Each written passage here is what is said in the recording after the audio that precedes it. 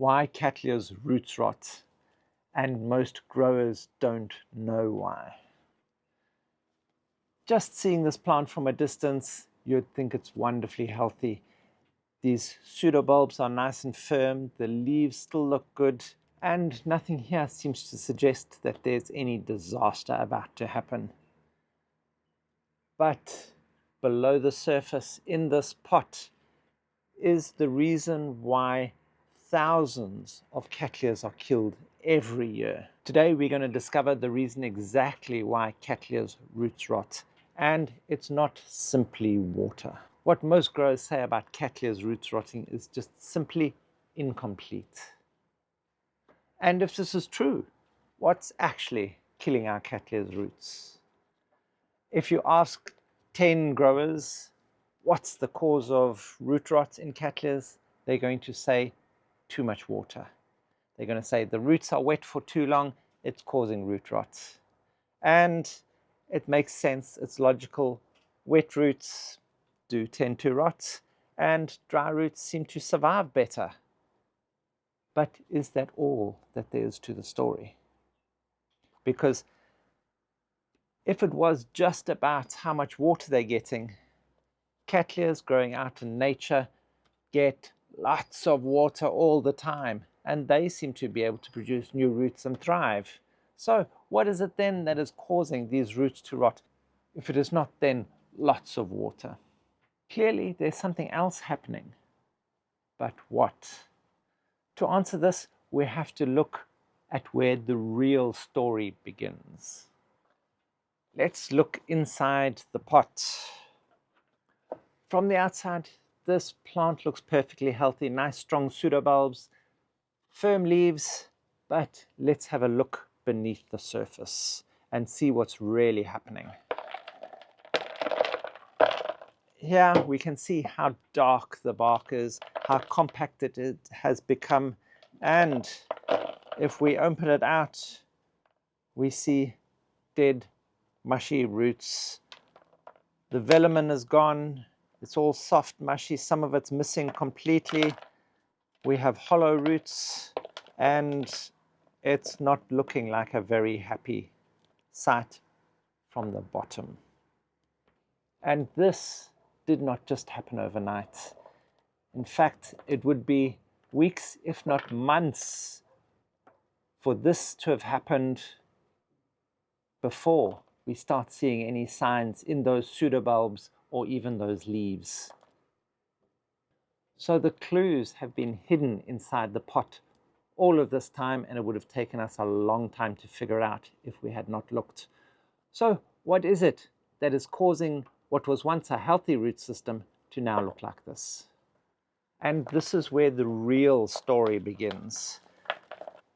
Because when we start to compare this old bark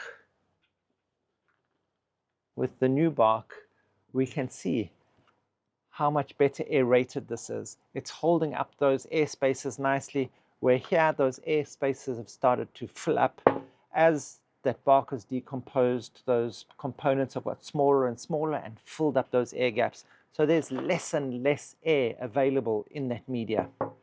Here we can see the water is just going to drain out quickly and allow for fast drainage and lots of air movement through the media. Here we can see with those air gaps being filled up, this is going to start holding more and more water and stop allowing that air to enter in. And as these pieces of bark slowly become smaller and smaller, the media becomes denser and denser, and you start blocking out that oxygen completely. And the roots need that oxygen to be able to function properly. Live, healthy roots need transpiration to happen so that they can breathe and take in oxygen so they can fulfill their functions. And slowly, as your roots weaken, so their ability to absorb nutrients and moisture slows down, and so you land up with a slowly weakening plant. But it takes a while for your signs to be shown in the top part of your orchid compared to where the real damage is happening at the roots. And so as those roots are damaged and weakened, so opportunistic infections can take hold, like fungal attacks and bacterial attacks. And of course, in that lessened oxygen supply, anaerobic conditions, that's where your pathogenic organisms thrive. And what many growers call root rot is basically just the final stages of what started a lot earlier. But here's the frightening part. Even while the roots are dying, the top part of your orchid may still look healthy. And we may ask ourselves, why does the plant hide the damage? Well, Cattleyas have an advantage. They can also be a trap for growers. These pseudobulbs that they have, these large storage units, they store moisture, they store sugars, and they store nutrients that the plant can then use and will use to slowly help itself continue growing even while the roots are decaying below it. Those roots can go into decline and your orchid is still going to be looking like the leaves are doing okay, the pseudobulbs are still upright, so you still think everything is okay, and your roots have been deteriorating for months. Which is why the first symptoms that the growers notice are not the root problem itself. And the warning signs are there, but most people miss them. It's very subtle warning signs that happen slowly over time. And this can be wrinkled pseudobulbs or slightly withered leaves, which people then think is a lack of moisture. They think the plant is dehydrating, so they generally add more water again. Other subtle signs, like those new growths being slightly smaller than what your previous growth is. So it's showing that your plant is slowly losing vigor, because healthy roots can support healthy growth, whereas weak roots can only support weaker growth. And flowering can decline too. Your flowers can become weaker, you'll get less flowers, perhaps your flowers won't even be produced at all. And of course, you may even notice that strange situation where your plant seems to be dehydrating, even though you're watering it regularly. None of these signs by themselves prove that there's root rot, but they are all indications that there is something happening below the surface of the pot. Often growers react in the wrong way, and why watering is going to be more detrimental at this point. Your orchid looks dehydrated, your leaves are withering, your pseudobulbs are wrinkling, and of course you think it needs more water because it's dehydrating, and you start adding water more frequently. And this only worsens your problems because you have a weakened root system, for one, that is unable to absorb as much water as what it was used to able to absorb, but two, the media start to decompose and is holding more water, and now you're adding extra water and above that, and you land up reducing the amount of oxygen, which is then compounding your problems. Because your roots decline further, you have less ability for the roots to absorb moisture, and this creates a vicious cycle which can cause your orchid to collapse even faster. So if the roots are already damaged, can the plant still recover? Can the rotten roots be saved? The short answer is no, the rotten roots can't be saved. Dead roots cannot be repaired. Once a root has rotten away, it's gone for good. However, that doesn't mean your orchid is doomed. Any viable roots will still work, will still be able to absorb moisture for your plant and the nutrients. More importantly, the orchid can produce a whole set of new roots. The orchid actually depends on the replacing of those old damaged roots with healthy new growth. Recovery of your orchid is relying on the fact that those new roots can be formed.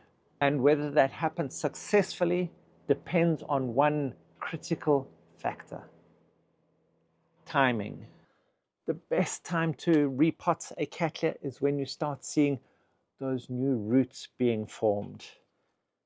Then you know your Cattleya is just starting to try and re-establish itself from perhaps a rest period or something, and those roots will immediately adapt to the new environment or the new media that you're putting it into.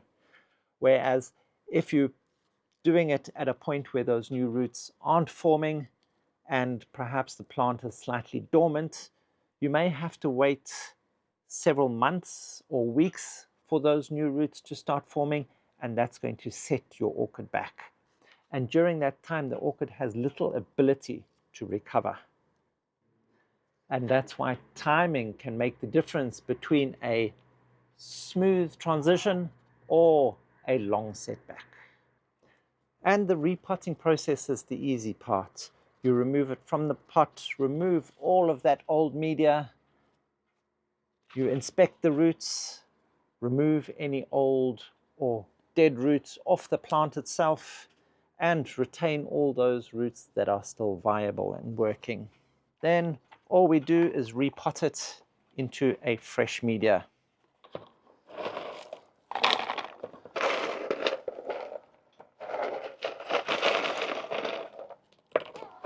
And in doing so, we want to make sure that we make our plant as stable as possible, because stability of your plant helps the rooting.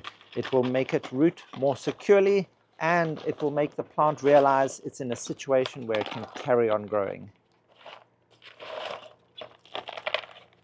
And if you need to know more about the media we use for repotting our Cattleyas, check in the description box below. We'll post up a video there for you about that, so you can see more clearly how we go about it. The goal here isn't about perfection. It's about creating a balanced environment where the orchid can root properly.